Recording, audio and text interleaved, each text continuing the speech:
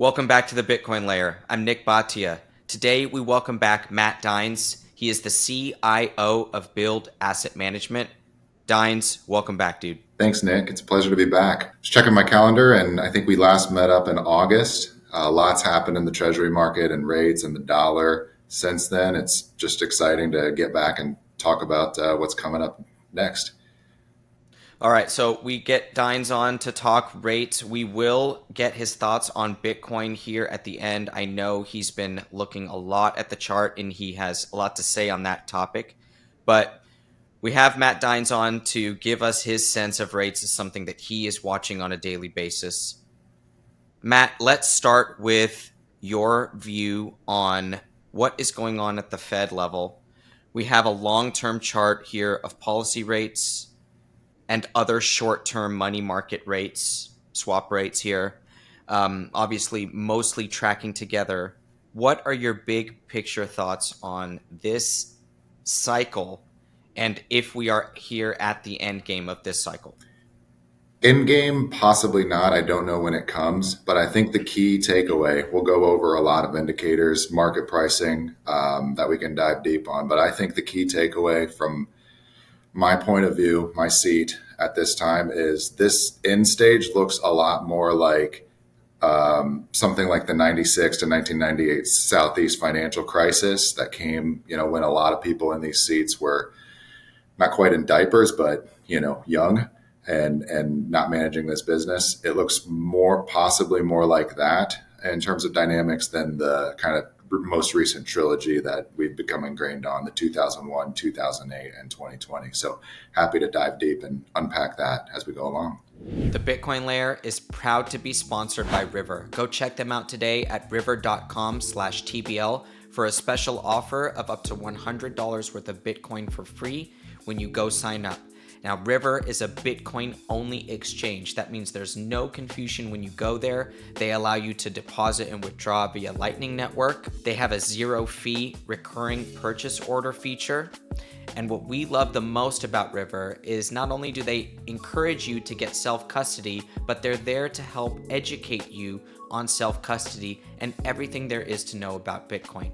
Go check them out today, river.com/TBL. Yeah, so what happened in 98 that gives you that feeling? Yeah, so the key dynamic of the late 90s, with the US market focus, our attention was on, the tech bubble taking shape, the dot-coms, that first phase of, the commercial internet's build out. But what was going on in the dollar market overseas, the big action was all happening in Southeast Asia. It was a lot of dollar funded fixed investment, capex, et cetera.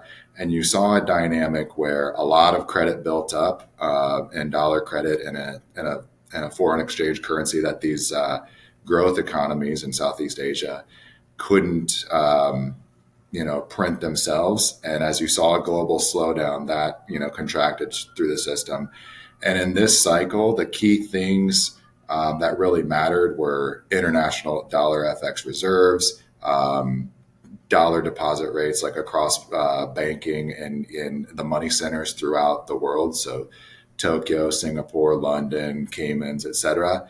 And that kind of global dynamic really dominated as opposed to not just what was going on in the United States with the tech bubble. So policy reacted differently from Washington, D.C. than kind of the two-dimensional framework that we had to operate under in 2001, 2020, et cetera, that we're more used to. But this looks a lot like what you're seeing with the banking system now. A lot of bad credit built up in the 2020, 2021 stimulus purge. And I think, in my opinion, what we're seeing right now isn't the clean cut, hey, we hit those indicators, we have to cut rates, we just press the easy button on the monetary policy mode to fix things. We've got a lot of those different dynamics at play that something like the late 90s really, really brought in. So I think it's a flip. We're kind of mirroring back to where we were as the big debt cycle kind of starts to work in reverse and we cross over the big hump. Okay, so this is the dollar. We're going to get into the dollar a little bit more, but to bring it back home, this is the dollar strengthening, putting debt taken on abroad in danger. Why? Because when you are an international borrower of dollars and then the dollar strengthens, your revenues, which are in local currency, are less able to pay back your dollar debt service because the currency has depreciated. And in that way, a strong dollar then becomes a danger to the world. So we're going to touch on that in a little bit. But first, Dines, I need to ask you about banks. You talk about banks, you talk about bad loans, asset write down potential, loan loss provisions. What is going on there? Because I'm not a banking expert, right? We look at rates, global macro, we look at the Fed watching, of course, money markets. But what is happening in banks is outside of my core area of expertise. I need your take on what's going on in banks. You could do domestic and international both, or either or. Yep, let's stick to the here and now, and then I'll compare and contrast to 1998 because I think it gives a good tell. Um, so right now, we've known this buildup in commercial real estate for at least the last 12 months since Silicon Valley Bank, et cetera, the cycle of those failures in March 2023. But we knew the balance sheet or the loans made, especially in 2020, 2021, were going to be a problem. I'll just foot to Barry Sternlicht's numbers on this. We don't necessarily have the ability to dive deep on every commercial real estate loans and understand where the problem is. Nobody has a full picture of, specifically which loans or which properties are in distress. Individual borrowers and bankers do. They know who's in trouble, but collectively, there's no aggregate sense of the entirety of the problem. So we won't know until we hit those pressure points. But Barry Sternlicht from Starwood, he runs some of the most largest real estate trusts, private investments. He put out a number that said, okay, there's $3 trillion in U.S. based, domestic commercial real estate loans, just like skyscrapers in our major urban areas, would be a lot of that. But his number said there's $1.2 trillion on losses on $3 trillion in loans, and we don't know where those bodies are buried within the system. So that's a 40% impairment on those credits, and you've got to have the bankers work through, do the debt workout, et cetera, to get those loans through the next cycle. That's coming. We just don't know exactly how it resolves. So what we got in the earnings announcements from, let's say, New York community banks a couple of weeks ago that regional banks and broadly the financial sector, both their debt and their equities have been responding to. On that earnings call, we really got a good takeaway from kind of a smaller scale, a smaller end large bank, right? $100 billion plus bank. And for them, it was 2 commercial real estate loans that, delivered this earnings surprise and this guidance surprise. So they're going through this situation right now where their management has said things like they don't have the modeling to actually, forecast the credit provisions accurately. I didn't put this chart in the chart pack, but if you look at the Fed's H.8 report that they release, it comes out every Friday afternoon, but it's as a Wednesday snapshot. You can see for the last at least 18 months that loan loss provisions line that's held as a contra asset on the balance sheet, it just ticks up. It just kind of steadily marches up. It cycles up and down, but it's trended up. And what that's telling me, Nick, you're a CMT charter holder, so you probably know this better than I do. But what I get from that is the market doesn't quite know where it is. It's walking up to what it thinks the number probably, where it will land. We won't know until we are months past it, obviously. But that's telling me the banks are still, working. Their analysts are at their desks and they're working to understand this. They don't fully know the depth of the problem, but it's slowly kind of baking into that number. So that NYCB, we'll keep seeing this. They're not the only bank holding, these CREs. There's 1.2 trillion in impairment waiting to be realized.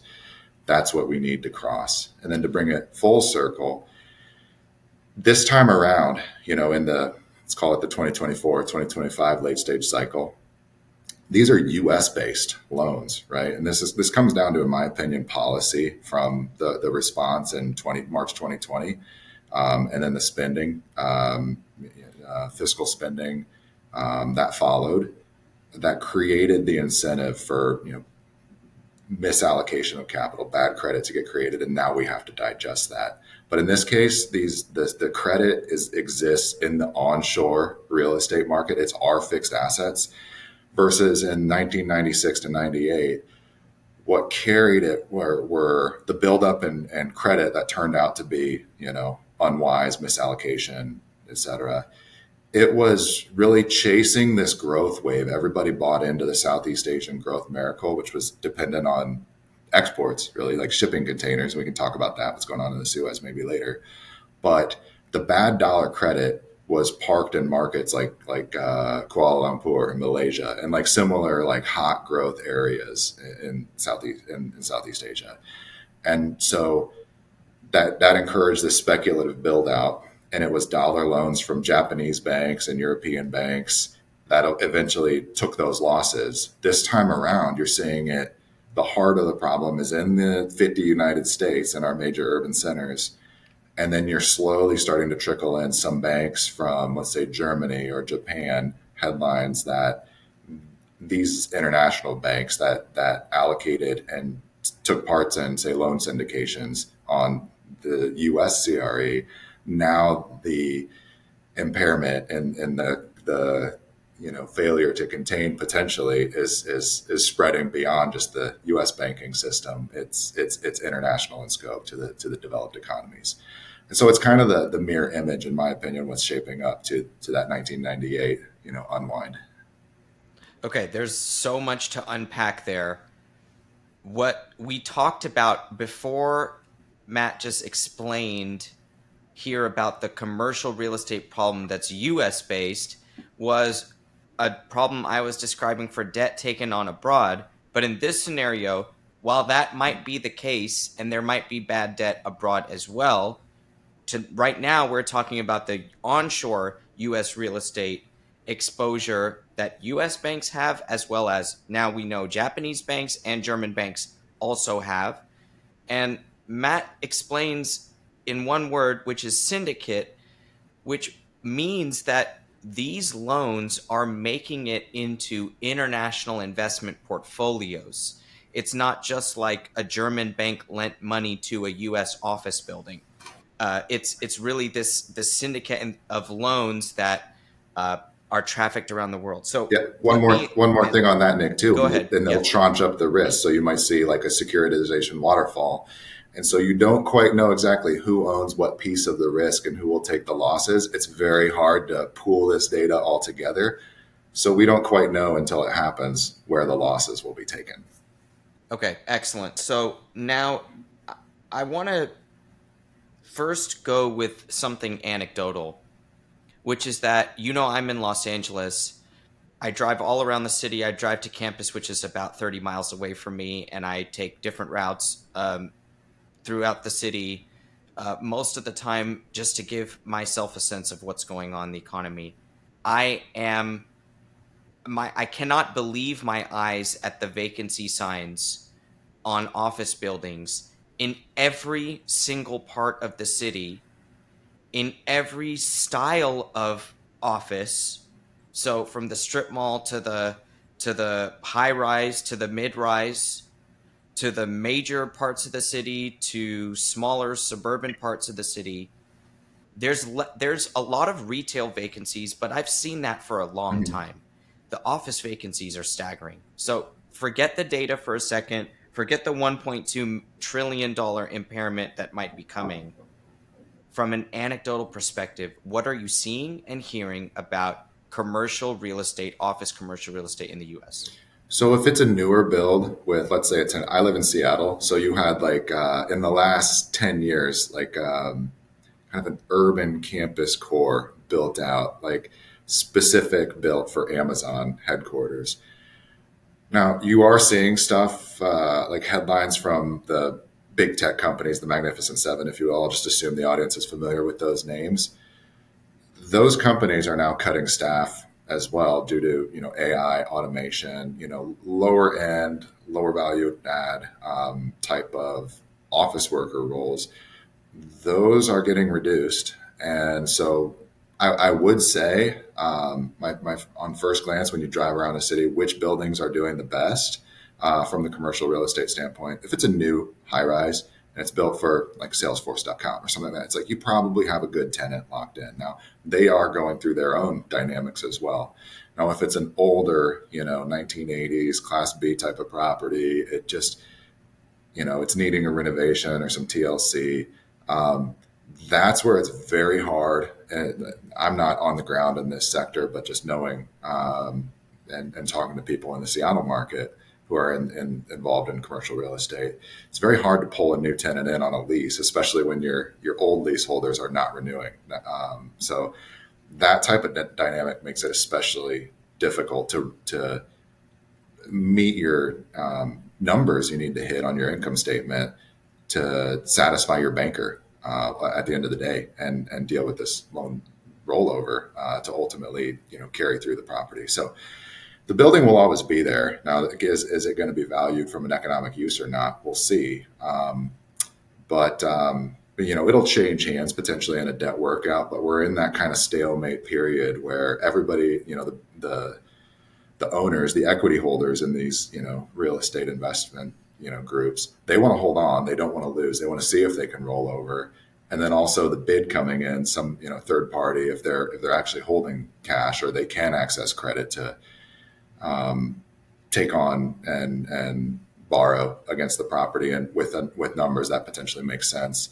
We're kind of in that waiting game until the forcing function takes place. But yeah, I think it's every market, Nick. Like you mentioned, Los Angeles, which is a massive market. It's a great indicator, about how the U.S. economy is doing. But I'm in Philadelphia right now. You see similar things, as we're driving, to different destinations to meet with clients. So now we're going to get again to this $1.2 trillion looming impairment potential.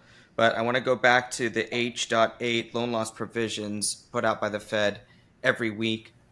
Remind us that's an aggregate number across U.S. commercial bank Mm-hmm. loan loss provisions. Is that what we're talking about here? That's correct. I don't have so Barry Sternlicht's estimate is 1.2 trillion. That's his analyst forecast of what the Sure. impairment is going to take place. I didn't put that chart in the chart pack, but we can look it up. We'll tweet it out. But you can see the walk up. I don't think the market has found the actual number where it's going to land, but the trend is, it keeps inching higher. Of course. And so that's what, and we're not trying to necessarily reconcile those two numbers here. What we're explaining to the audience is that if there are a trillion of bad loans out there, those losses need to be provisioned and they get provisioned in advance in the banking system because the banks can't surprise their equity holders with massive losses out of nowhere. They have to explain to the equity holders, hey, we believe there is impairment coming down the road. So that's going to be something that we're going to watch for. And that is the dynamic that many are expecting will drive the next set of easing. And that's where we are in the cycle. So what you said at the beginning is, I don't know if it's the end game, but this is the dynamic here on where we might be heading. Correct. So you've been covering 3-month, 6-month T-bill auctions, and the inversion of this. This means that the 6-month bill auction level, clearing level, is lower in yield than the 3-month level, and that implies some dynamic in the money market. But at its most basic, it implies a downward sloping policy rate in the 3 to 6 month period Correct. time frame. So we've seen this happen now for several consecutive weeks. What are your thoughts here as this 3-month, 6-month bill curve remains inverted? Yeah. So you see a lot of watchers. They'll base, what their interpretation of where the market sees policy rates based on, let's say, Fed funds futures. And it turns out to be a very unreliable indicator, right? It's more meant for hedging, not necessarily for accurately pinpointing the trajectory. But if you look at the weekly bill auctions, and what we're trying to do here is identify an indicator that tells you where policy rates are coming in the short term. So 3 month and 6 month, it's really that period of time where things are kind of right in front of you. What you like, there's a lot of potential kind of tools in the toolkit if you're policymaker in charge of bank regulation. So there's a lot of organizations in Washington D.C. who have their have a stake in regulating this industry. But a big one is the Fed. And so one of your choices, if you're addressing, say, these loan losses, we can get into the details of what how a central bank should operate and actually operate a monetary reserve. And I've been reading a lot on Walter Bagehot's original book, Lombard Street, to identify how an actual, someone held up as kind of the bona fide, the lead of the central banker, like in all history, how they would address the crisis versus how we have in the past. How we've dealt with this, kind of the tightening in the system, or the pressure buildup in the money markets, if you will, that's kind of reflected in all these dynamics that we're talking about, the loan losses on credit on banks' balance sheets. One of the things you can do to address this is cut policy rates to zero, and that's what you saw in like the post 2008 aftermath. You saw it, something similar, exactly the same in 2020, and then something very similar post 2001 .com bubble. Didn't go to zero, but it went to 1%. So if you're looking at that 3 month, 6 month bill, when it inverts, it's a sign that the pressure is building up in the system. The money markets, which are operated by the large money center banks and their activity, they're telling you they don't want to take rates higher, right? And so this inversion is that early kind of leading indicator of if and when policy rates need to go over the hump and be cut. Now, there's a lot of other things at play. This is, in my opinion, this is a complex late stage cycle that we're going through, as opposed to those other previous three I'd mentioned. So there are deep considerations in play. One of them is the dollar, the DXY. Where does that come through on exchange rate? And there's long-term implications for that on where the dollar's headed. And also yield curve, treasury yield curve rates. Now that, we are, in my opinion, you hear a lot of talking heads who understand this situation, with much greater deep dive insights than I do. But in my opinion, I lean towards we've kind of crossed over that Rubicon, if you will, where we're in fiscal dominance to finance the government deficits. The level of the yield curve is, first and foremost, it takes precedence. So all of those dynamics are in play. The dollar, the treasury curve, its ability to fund itself, the government's ability to fund itself.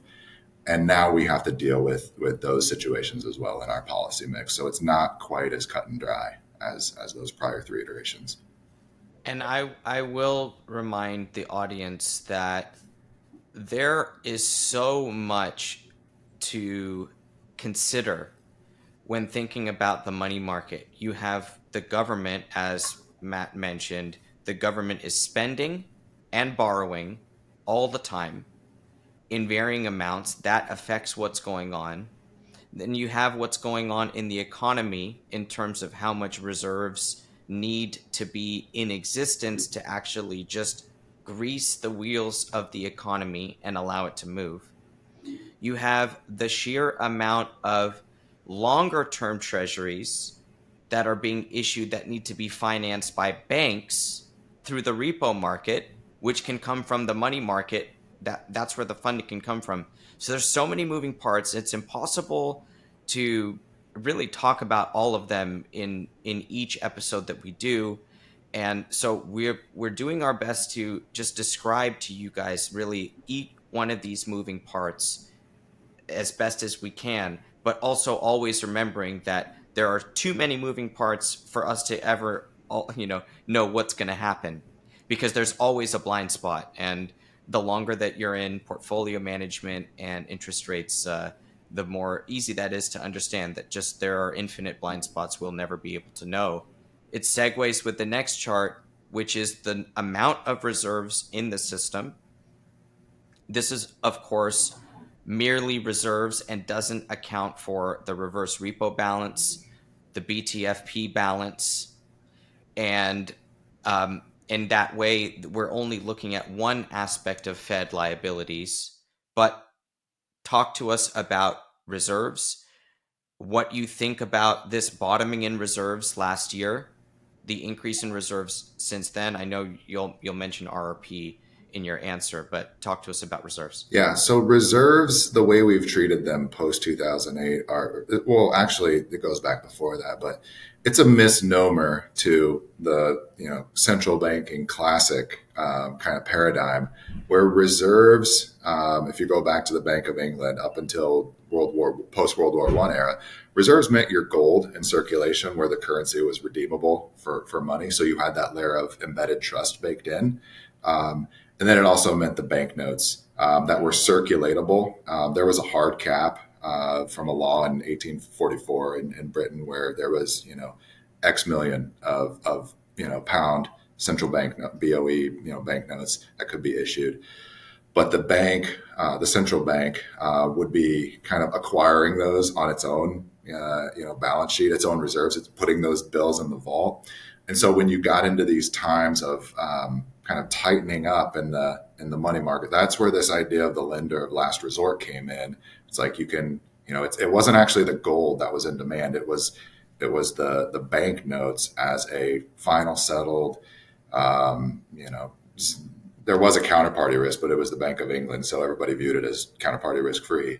But it was there to issue the banknotes in circulation, if you will, as legal tender to go out and satisfy all debts, so that the panic in the banking system could ease. So they spread those banknotes in. And then you had other forcing functions and controls. You had a hard cap in place, a lot like Bitcoin's 21 million, right? Turned out, well, the hard cap was unenforceable. Eventually it got moved up.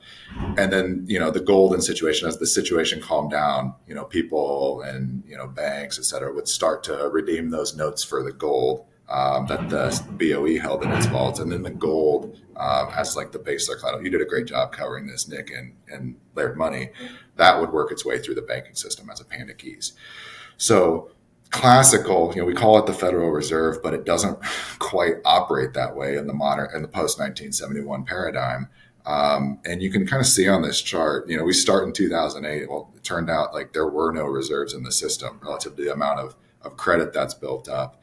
And my interpretation of this chart is we're trying to inject more base money. This is what QE is doing. It's also funding the government deficits that just keep going up with inflation.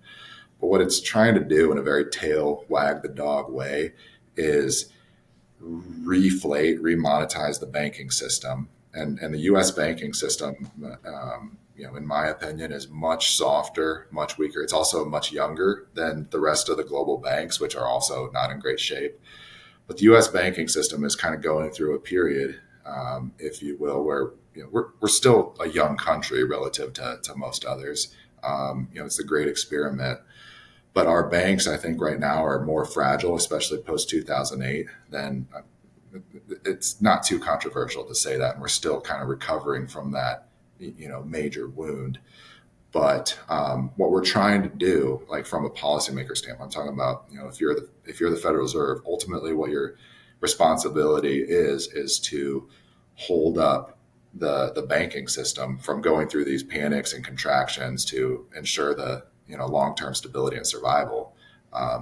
And so what you're looking to do every time we see that drawdown in reserves and we hit a bottom, that's connected to this, foreign investment coming in, this dollar capital that's offshore coming in to invest in our market that works its way through the U.S. banking system. It is the de facto version of the base layer reserves, and that's how the Fed can realistically implement its lender of last resorts policies if it were to act like an actual central bank in the classical paradigm. So whenever you see those reserves drawing down, that's your sign, relative to the total credit that's on bank balance sheets, that you don't want to let it fall below X numbers, and that's where you get the guidance from the central bank, the FOMC speakers, that we're in least common level of ample reserves, policy regime. It's very quietly stated. They're not front and center about it, but it's part of that dynamic of maintaining the integrity of the banking system. So your reserves ultimately are your backstop against those loan loss provisions on your balance sheet, right? When you see panic working its way through the system, the public trust, in deposit banking is holding your money as an asset, as an individual, you and me, Nick, parking our dollars at, whatever bank we do our business with. Our belief in the system is really held up by the bank's ability to weather those credit drawdowns as we get through these cycle bottoms. So that's really what the Fed at this point is focusing on in this dynamic. And it's a lot different than, say, the policy toolkit that, the same thing you had in 01, 08, 2020, et cetera. All right, it sounds like Matt Dines is doing a lot of monetary history right now with the Walter Bagehot reference, the lender of last resort origins, and the Bank of England. Love to hear it. This is, of course, some of it is featured in Layered Money, but there is a lot more to unpack in the story of lenders of last resort and how central banking evolved over the years. Let's talk about reserves then. And something that I'm starting to understand a little bit more here is that the reserves of these banks, like you said, it's their protection against loan losses, right? It is their safety net. They need them. But now in this newer regulatory regime, which I don't necessarily, we don't need to get into the regulations themselves, but from a banking health perspective as well, keeping reserves is now valued so highly at these banks that they're not potentially not going to lend those reserves to other banks that might need them on an overnight basis at the federal funds rate.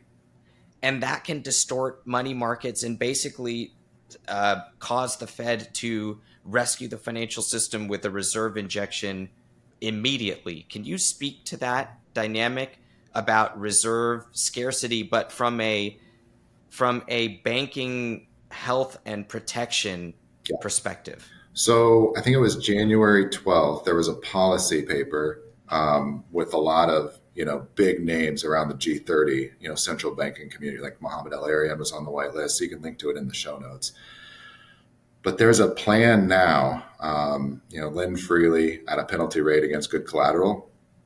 Seems everything's lining up to get to something along that line of policies. Now, for one, like the bank reserves, we can tell one reason why this is important. One way to pass through the inflation on fiscal deficits. This is on the Calamares paper where he goes into the detail. How do you actually monetize the deficits? There's only two routes you can actually work it through in the financial system. You can do it through printing of notes, like Fed notes in circulation, or you can lower the interest rate on reserves, so that would lower it to zero, and monetize the deficits that way. Now, that would come along with like effectively what you would be doing is weakening an already sick patient, if you will, in the U.S. banks. You would take IORB interest rate on excess reserve balances from 5.4% where it currently stands, which is pretty healthy. You get 5.4% to park your a bank's version of cash at its local central branch of the Federal Reserve. You can do that for 5.4% and take no counterparty risk from the system's perspective. If you lower that, you may patch up a situation, a solution, a bank failure, if you will, if that catastrophe arises. But in doing so, you'll be hurting the dollar as well. And we're kind of seeing this. We can look at the technicals, if you will. But the dollar's been in a long-term kind of bull channel since 2008. If you cut risk, like your policy rates to 0%, that inflation rate differential, like from my read, it looks like if you were to do that, cutting rates, you're going to get a weaker dollar. And this is just the way we're looking at all the big headline events, FOMC meetings, NFP payrolls, et cetera. whenever we get something that pushes strong or weak dollar, like it responds accordingly. So risk free rates that kind of responding to the same news when it wants to see when the news headline indicates like a market day front end rates down, you see dollar down as well. So the DXY exchange rate, it does matter. It is hyper important, if you will. It's one of the key variables in this equation. But what the central banks look like they're pushing on from a policy perspective, it's in that G30 research paper. You can link to it in show notes. But what they're trying to do is get all the banks to custody their collateral, like at FRBNY, Federal Reserve Bank of New York, or similar, where the central bank knows that the loan or collateral or security, it could be like a treasury bond or an agency, is there, and they have the ownership clearly mapped, and they know it's not encumbered by another lien or another liability. Because when push comes to shove in that situation where there needs to be a lender of last resort in the system, if you're trying to resolve a situation like a Credit Suisse or Silicon Valley Bank, for example, there's a lot of paperwork. If you're not ready in time, you have to go through the securities pledged and make sure, what are the downstream repercussions? Like who has that been pledged to, or who owns what and when? So what they're trying to do, this policy paper makes it very clear and advocating for custodying those assets at the central bank, so they know, that a bank, when they need to access cash, this is where the deposit or the discount window comes in. When they need to access emergency liquidity to resolve kind of that pinch, if you will. They have that asset to post to the Fed. It could be a treasury would be like the lowest haircut asset, or it could be a CRE bank loan, right? And it's going to be tough to value, but we know based on what happened in March 2023 with the BTFP, it wasn't just treasuries you could post and get your basically repo lending with no haircut. It was 15 other, government agency bonds. A lot of these things do not trade every day, but there was no market price needed, and they just pulled out at par. So when push comes to shove, they have the kind of the framework and the tools. In March 2023, and then First Republic that came afterwards, I think in May, and then these kind of pop-ups that you're starting to see, with the January announcement, like New York Community Bank, for example. You've got a policy framework in place where it seems like, because of the importance of the dynamics to keep maintaining, the Treasury's ability to fund itself, there's going to be a different route in here, and you're going to see, a central bank, in my opinion, operate under the Powell era, and Powell is cut from a different cloth than Greenspan, Bernanke, Yellen, et cetera, like that era. I think he is looking to implement kind of an infrastructure where it's more of a lender of last resort like framework, as much as it can be in a system that there is no gold base, there is no hard asset at the end of the day. It's still the base layer reserve asset is US Treasuries, right? Which it's kind of still the tail wagging the dog, or the Ouroboros snake just self-consuming itself, and we're just printing more and more treasuries. But there's actual control and some sense of bedrock trying to be put underneath the US banking system.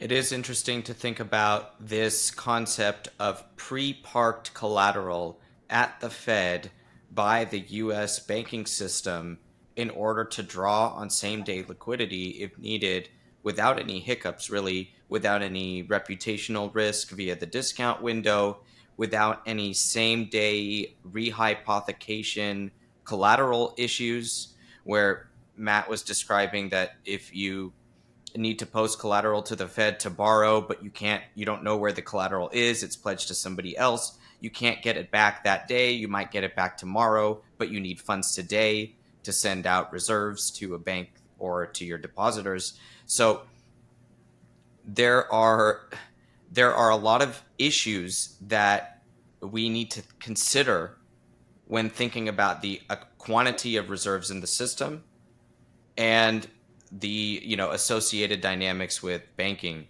Now, you talk about the dollar. Let's talk about the dollar now. We'll have the chart up.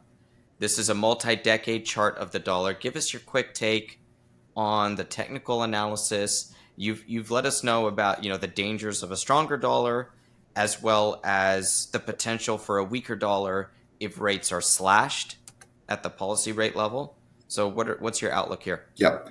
So this chart doesn't have the channels drawn in as cleanly for the audience as my others, but these are charts I look at every day to watch this range. So this goes back to the Volcker era where we saw a dollar squeeze, and you had to get the Plaza Accords where all the central bankers came together of the developed economies and emerging markets as well to kind of loosen up this massive squeeze in the system that was really the the international dollar kind of standard, if you will, dealing with the repercussions of that Volcker tightening at the end of the 70s and beginning of the 80s. But over the long run, you see like up until right about 2008, dollar is trending down as liquidity is flowing through the system. You've got the international global trade, everything with the dollar credit system. Things are going well, right? And then 2008 happens. That was a big shift in the entire framework. And ever since then, you've seen the dollar kind of trade within these within a pretty well defined uptrend channel. So, Nick, we don't need to go into technical analysis here, but that might be if you're thinking about this in terms of like long term waves. You've got an easing wave where the dollar is weakening from 1983, 1984 Plaza Accords up until 2008. Then you hit into a counter trend rally. The worry I would be looking for here is the dollar dropping out of that channel on the other end, and that counter trend rally of the last 15 years,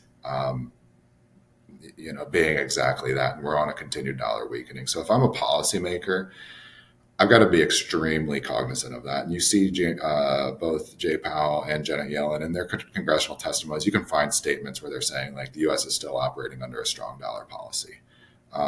But if you just zoom in on the last few years, the post 2020 environment, you saw that massive printing, like just record stimulus, right? And, massive monetization from a QE standpoint.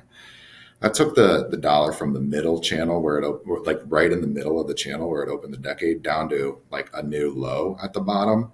Um, but that's all that massive easing in the system really did. That alone didn't push it outside of the channel. But what you saw as the inflation, the first inflationary impulse, the transitory wave, if you will, that we're working on we're on the downslope on the other side of at this point. But that big run from the bottom of the channel to the top was entirely rates market induced. Nick, you do a great job talking about the 2 year sell off starting, very quickly after that massive easing. By the end of 2020, it was clear that, your long bond, your treasuries, your 10 year, we can get into these charts in a second, those were already selling off. So that massive stimulus that came in March 2020 and then continued with some follow on policy actions that only got us to the bottom of the channel. And we talk about the 10 year, like the interest rate channels as well. That only got us to the bottom. And then we swung back from bottom to top very aggressively, similar to how we did at the 2015, 2016 era. You can see a similar thing happening. But then we topped out again. This time around, it was entirely monetary policy induced, which means at the end of the day, it was the Treasury yield curve driving market. It was interest rates driving the action. And so what you see in the easing now that we're coming down on the cycle, it started in October 2022. There was nothing that the Fed did to make that happen. It was entirely the system's own dynamic. What that would concern me at if I'm a policymaker is the pull of the chart. While we may get, see the dollar milkshake theory, sure, we may get another visit to the top of the channel. If you follow that upward trending, the biggest one trending up and to the right, like there's 120, maybe higher in store.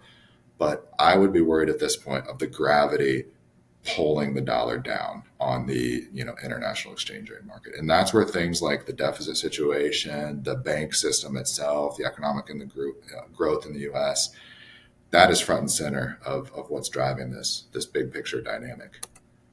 And that'll be fascinating to watch because it is a relative game. That's what fiat currencies are. They're relative games, so we don't know. We know a lot about the US. We don't know what bodies are buried abroad in those banking systems, we know that the deficits, the national deficits, are mostly not as bad as the US outside of Europe, but there are lots of things to consider. So, uh, Dines, let's talk about rates then. Yep. Uh, we have the 10-year now on the screen. We are in a relatively well-defined up channel that has been in effect for about 4+ years. More, in my opinion. More in Matt's opinion, so we'll talk about that. That's coming off of a multi-decade down channel. So summarize this opinion here that it's been over since 2016. Yep. So it's hard to spot it when we're in motion. You only know these things 3, 4, like years in post, as the market pricing is your leading indicator of where equilibrium lies. You're going to find it somewhere in the future. But everyone's well aware of that smooth down channel in the like 10-year treasury rates, for example, in the yield curve. And that's how this system was, that was the key variable, right? While we play with the US interest rates, that really was able to give the international dollar system, the global trade, all of that economic activity, that variable, level of the yield curve was able to put the system back in balance, right? Things were good, things are healthy. 2015, 2016, it looked like we were still in that downtrend, but in post, you can really start to identify that, hey, it's very clear at this point we've broken out of the channel. But it's actually looking to me like interest rates, level of yield curve, it actually wants to go higher. So the implications of this are our banking system, our credit system, we're going to have to learn to operate and be comfortable with higher levels of interest rates. And you see it here on the technical bounces. So the blue line, I didn't capture the peak of the 10-year rate. Like it was up at like 16% in 1982. That's where that gray line hits. And then that light blue line, that aqua line, it hits at these peaks right before that. I should have extended and done a better screenshot here. But you see in the 2023 rate rally, 2023, October 2023, the latest one, November and December this year, we had a really strong bond market, right? We had the same thing the year before, October 2022, but you see it didn't break through that really long-term support line on yields. It bounced off of it. So like all things equal, if I'm a policymaker and I'm actually looking to market indicators for where the system wants to move to and find its new equilibrium, I think, and this is why there's probably a love-hate relationship with Powell and the FOMC now. Every meeting coming out and sounding like, well, are we gonna cut? Are we not? Do we hold on longer? They want to at this point, just the kind of bait and switch we've been played with the last, I don't know how many, like 6 FOMC meetings. They want to push the cuts off into the future. They know they're probably going to have to give some to the system. But this is telling me that like the new equilibrium, or like the equilibrium on where the market wants to set interest rates on, fiat currency or bank money debt, um, it's higher. So we're gonna have to absorb it, and that changes, what you can do and your constraints as a central banker, and if you're Congress, if you're the Treasury, on what's actually addressable in your policy mix this cycle. And it's important to note that a system that is operating in a 1% regime for a decade might not even have to adjust to 5% rates, but even 3.5%, and that could be a brand new adjustment and something that would cause losses throughout the system and be something that was difficult for the system to account for. Dines, it's really a great framework. I want to emphasize viewers might want to watch this show twice. I'm being very honest, because there's a framework here to think about some of the longer term effects on global macro, our currency, and our interest rates here that it's sometimes we're not doing because we're thinking about the day-to-day impact of economic data and what's going on in the money market. So these multi-decade charts are very important and really added a lot of value today. We got to close with Bitcoin. Let's talk about your Bitcoin outlook really quickly. We're above 50,000 here on Thursday, February 16th. What are your thoughts looking to the next several months in Bitcoin? Well, we know we're going to get the halving, right? It's lining up late April, early May. Um, but I mean, it's pretty clear. The cycle bottom was FTX, November 2022. Um, Things look strong in Bitcoin land. I mean, you can look for leading indicators all over the place, but I'll just throw one out there. It's more qualitative. You've seen on Bitcoin podcasts, like on the Twitter feed lately, I haven't, like, you have Michael Howell on, really prestigious guest, and he's taken a Bitcoin, stance. Like he's long, a long view on the asset. So you've seen like really solid industry names in the financial sector coming in and advocating. But it's even more than that. You've seen other, advocate or people come in. Maybe they're not fully advocating for Bitcoin and what the thesis is that you outlined so well in your book, Layered Money, and where this might be heading as kind of the financial system continues to align around what Bitcoin is as a trustless ledger money asset. In my opinion, will offer a really strong potential to become that base layer settlement asset that you used to have with gold that banks can now operate under and restore, a sound standard and stability in a banking system. But you see other names like Jim Krishan, stuff like that on like Natalie Brunell's podcast. So you see other names pulling in, and this is with the ETFs. Now you see that last excuse for, let's say you're a financial advisor and you want to allocate your client into Bitcoin. You're starting to understand the thesis a little bit. Now you have that tool where you don't have to go open, a self-custody vault or figure out how to run a cold card or the private keys. There's a solution now for that specific customer, like, a retiree sitting on their, life savings, their nest egg, and now they need to allocate to Bitcoin. We now have the tools that the infrastructure is already getting built out. It continues to be built out, both like on the layers on top of the protocol itself, and the ETFs are a key one of those, in my opinion. So things look very strong, like from a narrative standpoint. The halving coming up, the ETFs coming through. There is going to be some type of policy shift coming, in my opinion. I think and like everything's lining up. It probably isn't the March meeting unless the banking system demands it. But I think May is where I've got kind of circled on my calendar. The May 1 FOMC meeting on that series.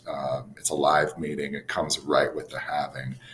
I think I'm watching that period very closely, and so yeah, things are looking really exciting in the Bitcoin space. The last excuse is gone now to buy Bitcoin. Matt Dines, CIO of Build Asset Management, thank you so much for joining us once again today. Please tell our audience where they can find you.